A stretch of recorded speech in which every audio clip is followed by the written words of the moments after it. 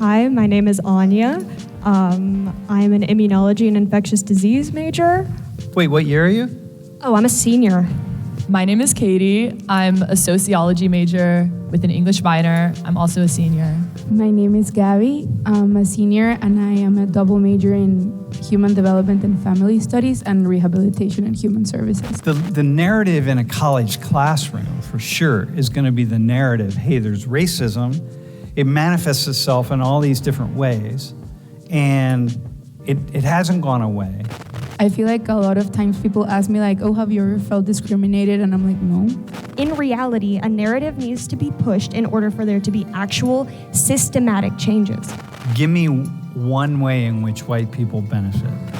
They may experience it, they may not, but the fact that some of them can is still an issue. So the question just becomes, how much of an issue, right? And this is really, in a way, what we're really battling over.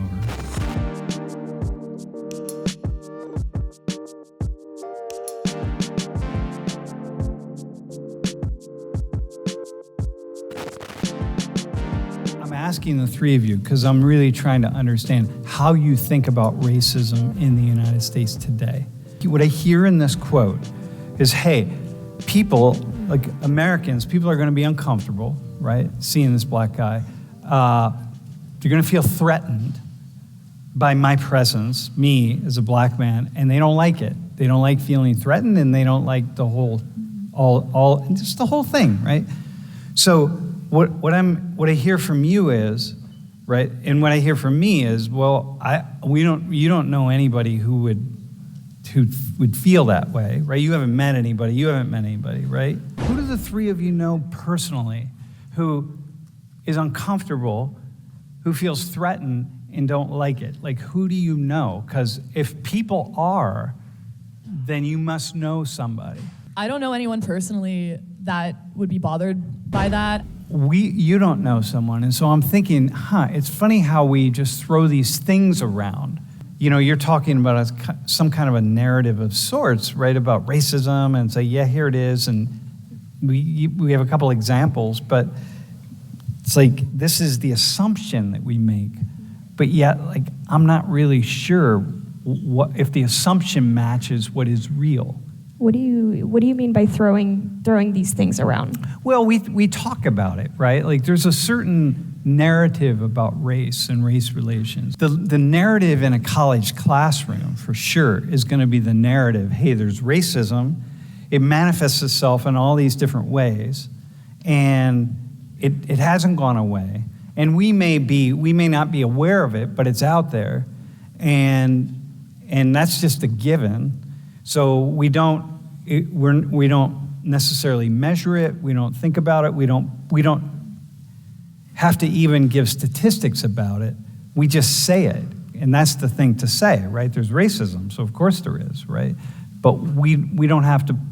People don't look at the numbers. But we don't really need that. It's the assumption that there's racism, right? So the assumption would be most people would read this and be like, oh yeah, of course.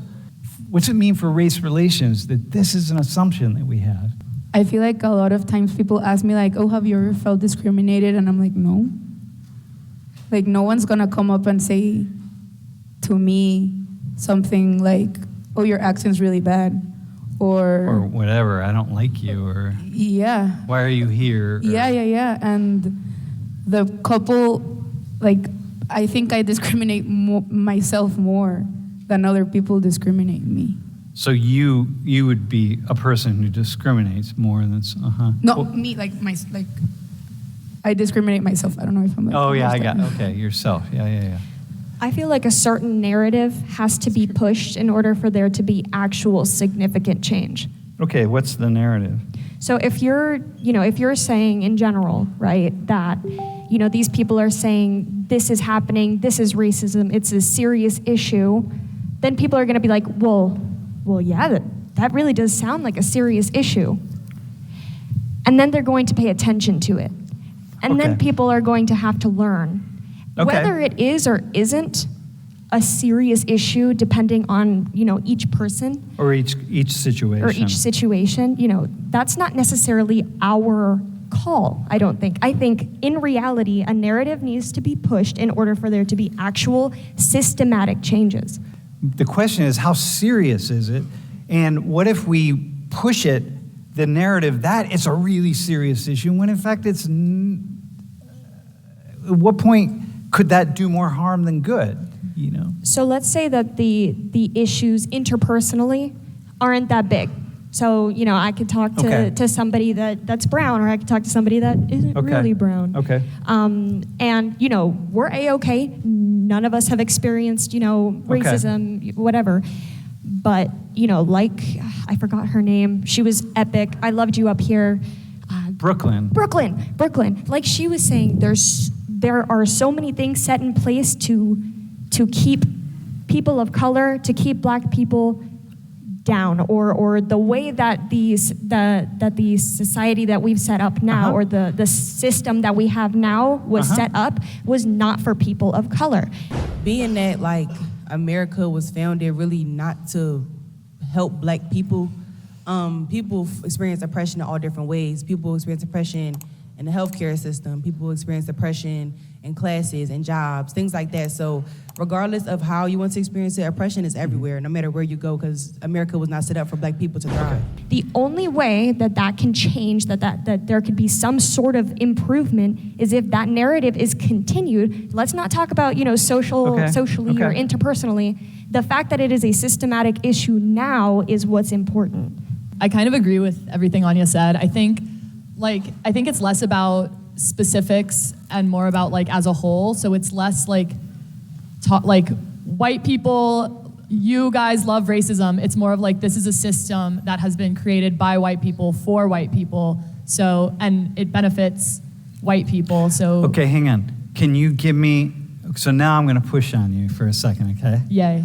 So give me one way in which white people benefit. Maternal mortality rates and like infant mortality rates, those are higher in like Black and brown women than it is in white women as far as... Okay, so how is that a race issue? Because that's a class issue.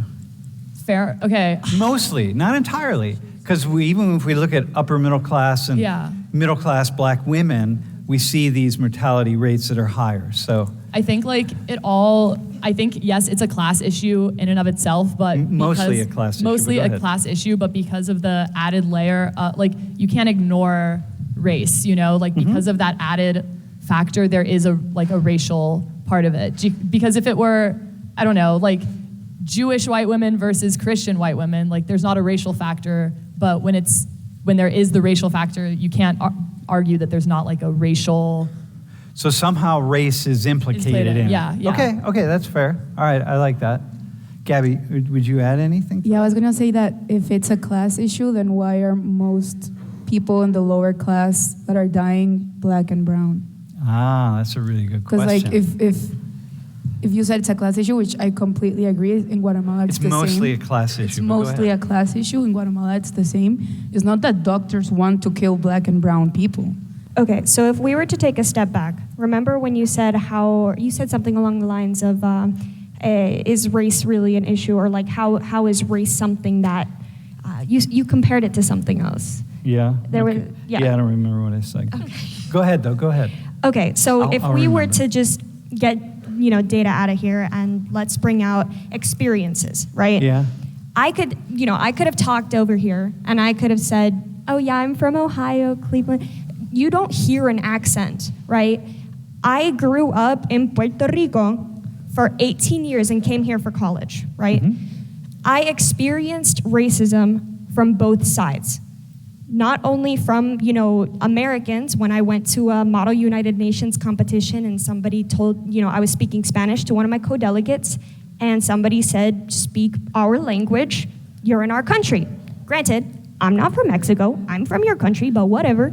Yeah, going back home and stuff, and I don't have, you know, a Spanish accent, you know, if I speak Spanish, sure, but my first language is English because my mom's from, you guessed it, Ohio, you know, and, you know, I still, you know, experience a lot of discrimination on that, in that front, especially growing up mixed in a school with primarily Spanish-speaking people, you know, there's a lot of assumptions to be made.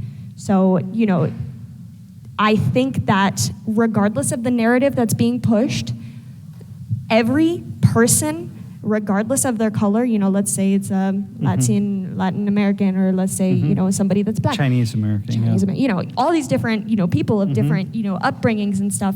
They may experience it, they may not, but the fact that some of them can is still an issue.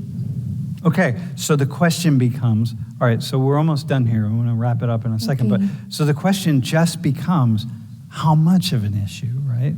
And this is really, in a way, what we're really battling over. It's like, how much of an issue is it? And a lot of people would be what you had said, like, yeah, they just don't really see it. And if they don't see it, then it's not an issue, right? If you can't see it, then obviously it's not an issue. But at the same time, there are a lot of other people that are talking about it as though they're seeing it, as though it's obvious. And like, I don't... That also is a problem, right? Just like me never ever reading about the data on discrimination and racism, right? And then being unwilling to actually entertain the idea that this is really happening still is equally as troubling as assuming that it's happening everywhere or widespread and not even being able to come up with any way in which it's actually going on. Like, wait, hang on a second, like what's really happening? And so both sides, when we make these assumptions out here, it's just, I'm wondering, here, let me borrow your mic really fast. I'm wondering how much this just gets in the way, And part of the three of you sitting up here is really it's awesome because I think you're making very thoughtful points. I'm not blind to the fact that there are lots and lots of people who are racist, but I'm also not blind to the fact that I don't know how to define racism. You know what I mean? Like, I'm not really sure. Like, the people that would be uncomfortable with this guy, they might just be uncomfortable at that hat that he's wearing. You know what I mean? Like, and I mean, not to downplay it. Like, I'm not really sure. I'm uncomfortable with us just throwing stuff around, making the assumption that this is how America is. Like, we're a racist society. And I'm like, yeah, we're built on racism, right? But I don't know what we mean when we say that stuff. Like, I just don't know anymore. Maybe it comes a little bit to microaggressions inside the country, because like I mentioned, when I was living in Guatemala, I thought it was the coolest place to live. Like, the narrative that's being thrown out to other countries or like outside the U.S. is not the one that lives inside here. Yeah, but so. even microaggression, right? Like, microaggression would be me saying, like, microaggression would be you. Like, oh, are you really, because you have a Cleveland accent or American accent, or I'm not sure what kind of accent you have when you're speaking English, right? Making the assumption she's not Puerto Rican. And then you would say, oh, that's a microaggression. Like, you made that assumption. I mean, you won, but that would be a micro. Somebody else might say, oh, that's a microaggression. That he said that to her. And then what we do is we equate microaggressions with like really pretty serious racism. And I'm like, hang on a second, man. That's what I'm saying. I think that, I don't know. But from like my understanding of living here for 3 years and then living outside the rest of my life. Yeah. The only sort of like racism that I can tell you I have witnessed, seen, understood in like a first degree level is microaggressions. I have not witnessed that. And when I'm hearing from the two of you in particular, it's like, yeah, but there's a system of racism that you can't really pinpoint, and we're going to talk about it in a second. Like, there is a system that's in place that's like, you can't really see it, but it kind of holds a lot of things in place. It would be the thing that, like, there are no doctors out there at all. There's nobody in the medical world that is saying, like, hey, you know what, black and brown women, your lives are less valuable than white women's lives. Even if you're upper middle class, you're just less valuable. And so therefore, we're going to allow you to have higher rates of mortality and complications when it comes to things like childbirth. Like, nobody is saying that. I'm sure there is not a single white person in the U.S. Well, okay, there are some, but in healthcare, it's like, come on, man. And yet it's happening. So now we got to go like, okay, that's not racism the way we think about it, right? That there are people, there's this cabal, this like secret group of white people that sit around and just figure out ways to disrupt the lives of black and brown people. No. But yet it's built into the system somehow. And so therefore we have to excavate it and see what's going on. And that's what I'm hearing from the two of you, three of you, right? And that's like, okay. It takes really thoughtful analysis, right? And it takes thoughtful analysis, and we got to be really careful. And so you were putting some stuff out there, which I think, okay, is good. That's great. Although microaggressions can be like a smaller scale, it can normalize and lead to like bigger scale things. So I think it's still important to like acknowledge microaggressions and other like smaller, no? No, go ahead. Okay, cool. I think like that again can lead to like normalization of like, semi-racist thoughts. Accepting a certain level of prejudice or discrimination. Yeah. Because, I hear that. I'm not saying that they're not. I commit microaggressions all the time. You know what I mean? Dude, saying the 51st state thing, you know what I mean? I'm playing around because I know all about statehood and the issue in Puerto Rico, but somebody else would be even him joking around about that is like, that's a microaggression. He shouldn't do that. And it's like, oh, come on, man. I don't know. I honestly don't know. When I read that, I was confused. Like, I know what I'm supposed to think. Like, I know what the narrative is that I'm supposed to think, right? I know, like, yeah, okay, here's a black person who's telling us, once again, that here's the state of black people in the United States, and here's the narrative around that. And I think, okay, I hear the narrative, like I hear that. When I stop and ask individuals, like Gabby here is saying, like, I've been here 3 years, and I really not that it doesn't exist, but, like the narrative of like Islamophobia, and there is, a couple semesters, I asked Muslim women who are hijabi, like, hey, how much Islamophobia have you experienced? And no one's ever said, like, I've experienced anything, but what I keep reading about is all the Islamophobia. And I'm like, well, what's going on then, right? And so it's just like, so I'm confused, right? I hear the narrative, but I'm just like, I'm not sure that the narrative is one that I really understand anymore. Yeah, so the three of you, though, I think are being really thoughtful about it. So it's cool. And it's important that your generation help people in my generation to stay even though, man, I'm in this up to here, right? So it's important that you keep the conversation going, but it's important that you have the conversation in a way that people will listen. I mean, of course, you could have a conversation, but with people that aren't open-minded enough to actually accept the information. You could have conversations. If you were talking to me right now and I wasn't open-minded enough to actually hear what you were trying to say, if I wasn't open to actually hearing your answer to the question that you asked, I would have been like, yeah, but listen, at the same time, though, the open-mindedness cuts. There are a lot of people on the left. In fact, the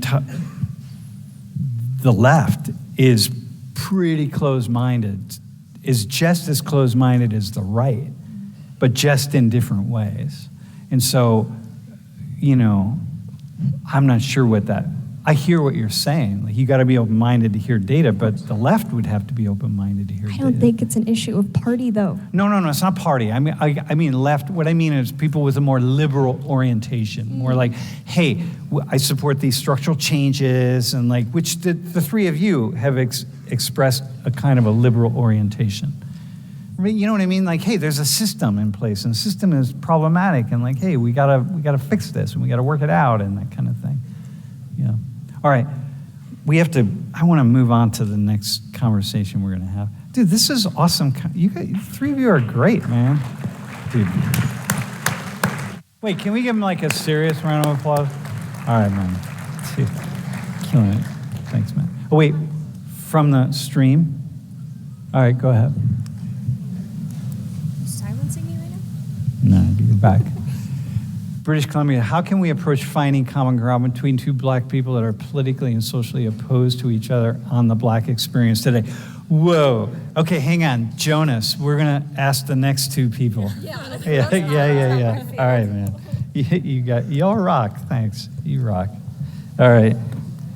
Yeah. All right, bro. Hey, can you...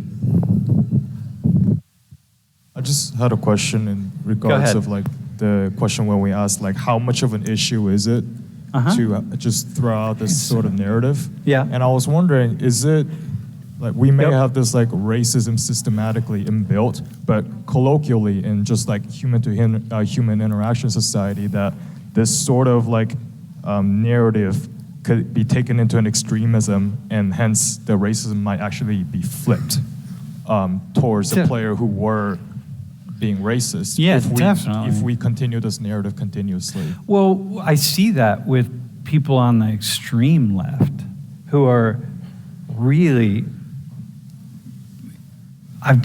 there's so many examples of like a deep thoughtlessness and narrow-mindedness and bigotry of people who are supposed to be the most open-minded and really are not at all. So yeah, I think just flip it around. Right, and actually from continuing on from that question is, could it be possible that our system also flip because due to the amount of voice that we speak of colloquially? Yeah, definitely. I think so. Yeah.